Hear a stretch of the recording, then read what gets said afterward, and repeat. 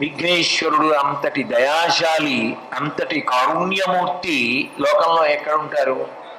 కేవలం గడ్డి పరకలతో పూజ చేసినంత మాత్రం చేత సంతోషపడిపోతాడు. అసలు ఎంతంత పెద్ద పెద్ద విఘ్నాలు కానివ్వండి, రెండు చేతులు కైమోడ్చి నమస్కరించినంత మాత్రం చేత ఒక్క గడ్డి పరక తీసుకొచ్చి అక్కడ పెట్టి నమస్కారం పెడితే చాలు, రెండు చెవులు పట్టుకుని గుంజీలు తీస్తే చాలు, ఒక్క సాష్టాంగ నమస్కారం చేస్తే చాలు, 4 మొట్టికాయలు తల మీద కొట్టుకుంటే చాలు, అపరాధ క్షమాపణ చేసేస్తాడు.